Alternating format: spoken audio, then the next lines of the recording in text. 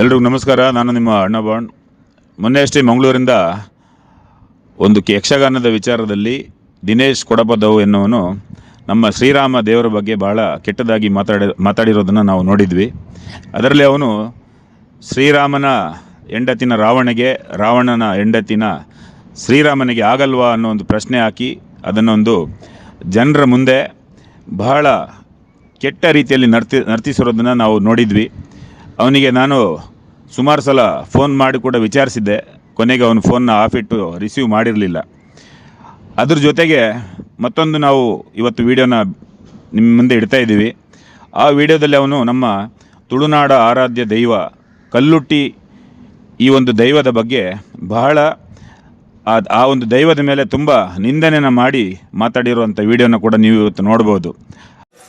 ನಮ್ಮ ಒಂಜಿ ಅಂಗಡಿ ಶುರು ಮಾಡ್ಕೊಳ್ಳೋದ ಯಾನ್ಲ ಇಲ್ಲ ಒಟ್ಟು ಬೇರೆ ಶುರು ಮಾಡ್ತೀನಿ ಅಂದ ಅವಾಗ ನಮ್ಮ ಕಲ್ಲುಟ್ಟಿ ಅಪ್ಪೆ ಹೊರಕ್ಕೆವಂತ ಎಂಕ್ಲೊಂಜಿ ಕುಂಟದ ಬೇರೆ ಶುರು ಮಲ್ಪ ಅವು ಕೈ ಪತ್ತಂಡ ನಿಕ್ಕೊಂಜಿ ಅಗೇಲು ಕೊರಪ ಯಾನು ರಡ್ಡು ವರ್ಷ ಅಂದು ಒಂಜಿ ವರ್ಷದೇ ಪರಕ್ಕೆದೆಂಚೆಲ್ಲ ಕೊರಿಯನೆ ಇತ್ತೆ ವರ್ಷ ಕೊರ್ಪೆ ನಿನ್ನ ಸುರುತವೇ ಬಾಕಿ ಆತನು ದಾಯೆ ಬಾಕಿ ಮಾಡ್ಕೊಂಡು ಹಿಂಗೆ ಕೊಂಡ್ರು ನಮ್ಮ ದಾಯ ಉಂಟ ನಮ್ಮ ಎಂಕಲ್ನ ಕಲ್ಲುಟ್ಟಿ ಅಪ್ಪೆನ ಬಾಧೆ ಮನಿ ಶುರುವಾಣ ಉಂಟತ ನರಮ್ಮ ನಿಂತಾನೆ ಅವು ಬುಕ್ಕ ಬಾತೇರ್ ಗೈತ ಬಗ್ಗೆ ಇತ್ತೆ ಯಾನು ಅಗೇಲು ಕೊರಿಯರೆ ಉಂಡ ಬರಕೆ ಅಂತ ಜನ ಏರೆಗೆ ಬಂತನೆ ಕಲ್ಲುಟ್ಟಿಗೆ ಈ ಎಂಚ ಅಂಬಡಿನ ಕೇಳನ್ನ ಅಲ್ಲ ಯಾನು ಪಂತನೆ ಕಲ್ಲುರ್ತಿಗಂದ ಅಂದು ಕಲ್ಲುರ್ತಿಗೆ ಏನಾರು ಮರೆ ಕೊರ್ಪೆ ಎಲ್ಲ ಕತೆ ಅಂಚುಂಡ ಮಾರೆ ಬುಕ್ಕ ಬುಕ್ಕ ಮಾರೆ ಅವು ಕೊರಿಯರ ಬಂತನತ್ ಮಾರೆ ಬೇರೆ ಅಲ್ಪನ ಕೊಟ್ಟು ಗೀತ ನಿಕ್ ಬೇಜಾರಪ್ಪನ ಹೊರ್ಚಿನ ಎಲ್ಲ ಬನ್ನಿ ಎಲ್ಲ ಕೊರ್ಪೆ ಅಂತ ಯಾನ್ ಕೊರ್ಪಜಿ ಕೊರಿಯರ್ ಕಲ್ಲುಟ್ಟಿ ಹೊತ್ತಿಗೆ ನಡಿ ನಿಕ್ವಂತ ನಿಕ್ವನ್ ನಂಡಿತ್ತೆ ಹೊರ್ಪೆ ನೀ ಹೆಚ್ಚು ನೀ ಕಾವಡ ಏನ ದುಡ್ಡು ಹೊರೆ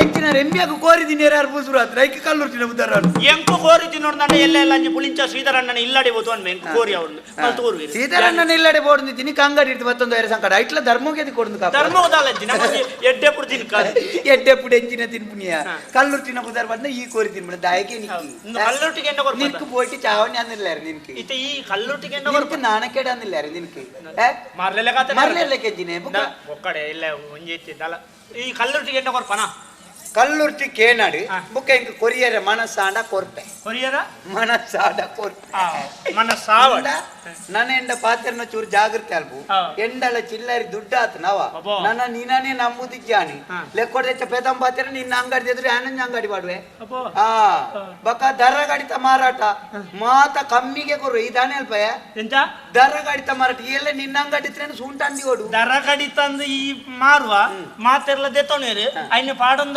ಕಡಿತ ಶುರುವಾಣ ಗೊತ್ತಾವು ದರ ಕಡಿತ ನನ್ನ ದವ ಹಿಡಿದು ಬುಕ್ಕಾತ ಮಾರೆ ಕೊನೆ ನೀನು ಬಿರೆ ತೊಂಬೇನೆ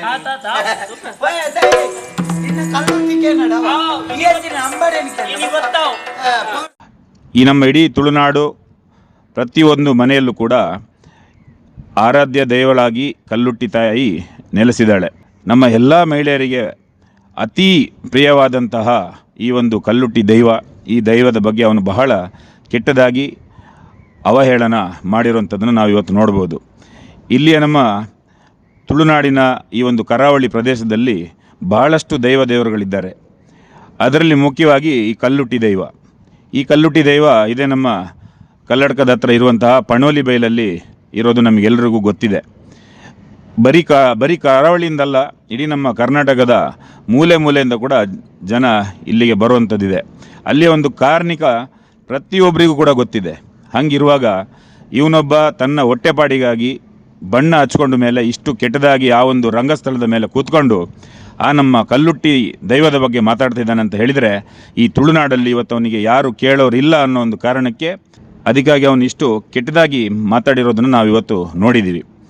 ಮುಂದೆ ಬರುವಂಥ ದಿನ ಈ ದಿನೇಶ್ ಕೊಡಪದವಿಗೆ ನಾವು ಹೇಳೋದೇನಂತ ಹೇಳಿದರೆ, ನೀನು ರಂಗಸ್ಥಳಕ್ಕೆ ಇನ್ನು ಮುಂದೆ ಕಾಲಿಡಲೇಬಾರ್ದು.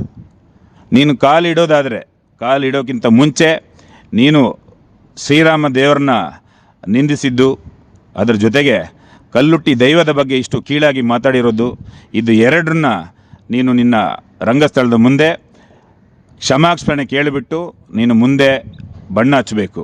ಅಕಸ್ಮಾತ್ ನೀನು ಮುಂದಿನ ದಿನ ಬರುವಂಥ ದಿನದಲ್ಲಿ ಈ ನಿನ್ನ ಪ್ರಸಂಗದಲ್ಲಿ ಇಂತಹ ಮಿತಿ ಮೀರಿ ಮಾಡುವಂಥ ಏನಾದರೆ ನಿನ್ನ ಒಂದು ಅಧಿಕ ಪ್ರಸಂಗ ಜಾಸ್ತಿ ಆದರೆ ನಿನಗೆ ಅದೇ ರಂಗಸ್ಥಳದಲ್ಲಿ ನಾವು ಉತ್ತರನ ನಿನಗೆ ಖಂಡಿತ ಕೊಡ್ತೀವಿ. ಇವನಿಗೆ ನಾನು ಸುಮಾರು ಸಲ ಫೋನ್ ಮಾಡಿ ವಿಚಾರಣೆ ಮಾಡಿದೆ, ಆದರೆ ಅವನ ಕಡೆಯಿಂದ ಯಾವುದೇ ರೀತಿಯಲ್ಲಿ ಉತ್ತರ ಸಿಗಲಿಲ್ಲ. ಅದಾದ ಮೇಲೆ ಇವತ್ತು ನಾವು ಮತ್ತೊಂದು ಸಲ ನೋಡುವಾಗ ಇವತ್ತು ನಮ್ಮ ಕಲ್ಲುಟ್ಟಿ ದೈವನ ಕೂಡ ನಿಂದಿಸಿದ್ದಾನೆ. ಇನ್ನೂ ಕೂಡ ಒಂದು ಭಾಳಷ್ಟು ವಿಡಿಯೋಗಳಿದೆ, ಅದನ್ನು ನಾವು ಪ್ರತಿ ದಿವಸ ನಿಮ್ಮ ಮುಂದೆ ಇಡ್ತೀವಿ. ಈ ಒಂದು ಇವನ ಪ್ರಸಂಗ ಯಾವುದಿದೆ, ಇದನ್ನು ಯಾವುದೇ ನಮ್ಮ ಕರಾವಳಿಯ ಸುತ್ತಮುತ್ತ ಇವನನ್ನು ಕರೆಸೋಕ್ಕಿಂತ ಮುಂಚೆ ಒಂದು ಸಲ ನೀವೇ ಯೋಚನೆ ಮಾಡಬೇಕಾಗಿದೆ. ಯಾಕಂದರೆ ನಮ್ಮ ಅಯೋಧ್ಯದಲ್ಲಿ ಶ್ರೀರಾಮನ ಒಂದು ಮಂದಿರನ ಕಟ್ಟೋಕ್ಕೆ ಅದೆಷ್ಟೋ ವರ್ಷ ಕಳೆದೋಯ್ತು.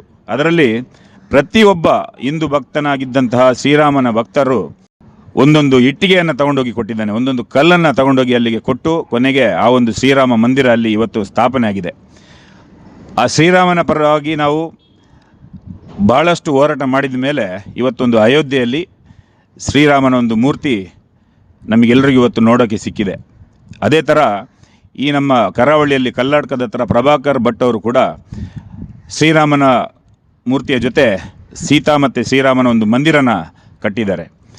ಈ ಥರ ಒಂದು ಇದಕ್ಕೊಂದು ಮಹತ್ವ ಇರುವಾಗ ಇಂತಹ ಒಂದು ಕೆಟ್ಟ ಕಲಾವಿದರು ಈ ರೀತಿ ಮಾಡೋದರಿಂದ ನಮ್ಮ ಸಮಾಜದಲ್ಲಿರುವಂತಹ ಎಲ್ಲ ಕಲಾವಿದರ ಹೆಸರು ಕೂಡ ಹಾಳಾಗ್ತುಂಟು.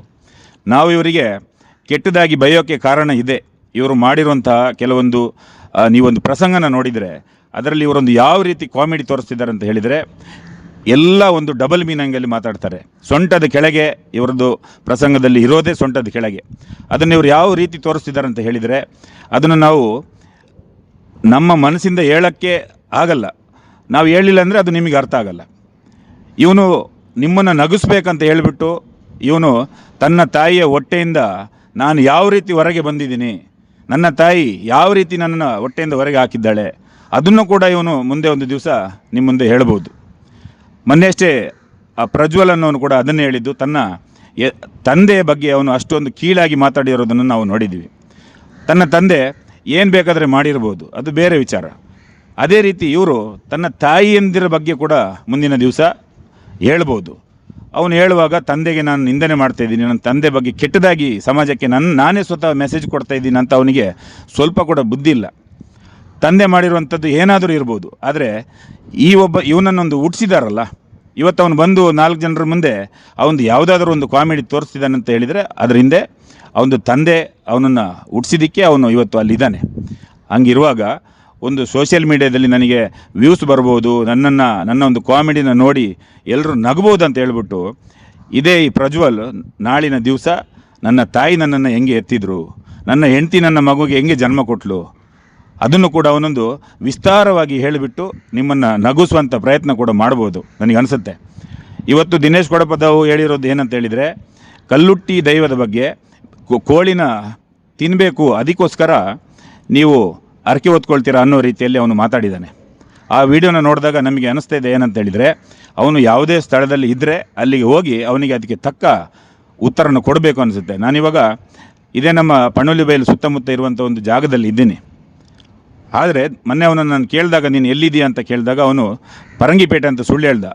ಆವತ್ತಿನ ದಿವಸ ಅವನು ಎಬ್ರಿ ಹತ್ರ ಇದ್ದ ಅಂತ ನನಗೆ ಮಾರನೇ ದಿವಸ ಗೊತ್ತಾಯಿತು. ಆ ದಿವಸ ಅಕಸ್ಮಾತ್ ಅವನು ನಾನು ಎಬ್ರಿಯಲ್ಲೇ ಇದ್ದೀನಿ ಅಂತ ಹೇಳಿದ್ದಿದ್ದರೆ ಅವನಿಗೆ ತಕ್ಕ ಉತ್ತರ ಅದೇ ರಾತ್ರಿ ನಾವು ಅವನಿಗೆ ಕೊಡ್ತಾಯಿದ್ವಿ. ಇವತ್ತು ಇವನೇನು ಹೇಳ್ತಿದ್ದಾನೆ ಅಂತ ಹೇಳಿದರೆ ನಾವು ನಮ್ಮ ಆರಾಧ್ಯ ದೈವ ಕಲ್ಲುಟ್ಟಿಗೆ ನಾವು ಕೋಳಿ ತಿನ್ನೋಕ್ಕೋಸ್ಕರ ನಾವು ಅರಕೆ ಹೊತ್ಕೊಳ್ತೀವಿ ಅನ್ನೋ ರೀತಿಯಲ್ಲಿ ಕೂಡ ನಿಂದನೆ ಮಾಡಿದ್ದಾನೆ.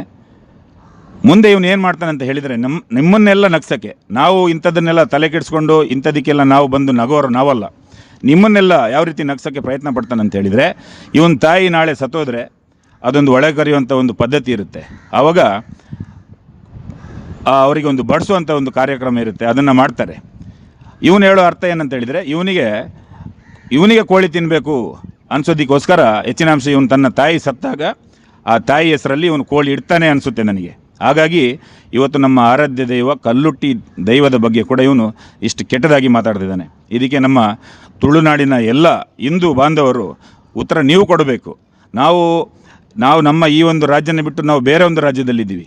ನಮ್ಮ ದೇವರುಗಳಿಗೆ ಇವರು ಇಷ್ಟು ಕೆಟ್ಟದಾಗಿ ಮಾತಾಡ್ತಿದ್ದಾರೆ ಅಂತ ಹೇಳಿದರೆ ನಾವು ಹೊರ ರಾಜ್ಯದಲ್ಲಿರೋರಿಗೆ ನಮಗೆ ಸಹಿಸ್ಕೊಳ್ಳೋಕ್ಕಾಗ್ತಿಲ್ಲ. ನಮಗೆ ತಕ್ಕ ಉತ್ತರ ಇವರಿಗೆ ಕೊಡಬೇಕನ್ನಿಸ್ತುಂಟು, ಅದಕ್ಕೊಂದು ಪಾಠ ಕಲಿಸ್ಬೇಕನ್ನಿಸ್ತುಂಟು ನಮಗೆ. ಇಲ್ಲಿರುವಂತಹ ನಮ್ಮ ಎಲ್ಲ ಸಂಘಟನೆಗಳು, ರಾಜಕೀಯದವರಾಗಿರ್ಬೋದು, ಇನ್ನೂ ಕೂಡ ಬೇರೆ ಬೇರೆ ರೀತಿಯಲ್ಲಿ ನಮ್ಮ ದೇವರುಗಳನ್ನ ನಿಂದಿಸೋದನ್ನು ತಡೆ ಮಾಡಿದಂತಹ ಕೆಲವೊಂದು ಸಂಘ ಸಂಸ್ಥೆಗಳಿದೆ. ಅವರೆಲ್ಲರೂ ಈ ಒಂದು ದಿನೇಶ್ ಕೊಡಪದವನ್ನು ಪ್ರಶ್ನೆ ಮಾಡಬೇಕು, ಇವನಿಗೆ ಇಲ್ಲಿಗೆ ಇದನ್ನು ನಿಲ್ಲಿಸಬೇಕಂತ ಹೇಳಬೇಕು. ಎಲ್ಲಿವರೆಗೆ ಇದು ನಾವು ಅವನನ್ನು ತಡೆಕಟ್ಟೋ ಕೆಲಸನ ಮಾಡಲ್ಲ, ಅಲ್ಲಿವರೆಗೆ ಅವನು ರಂಗಸ್ಥಳಕ್ಕೆ ಹತ್ತಬಾರ್ದು.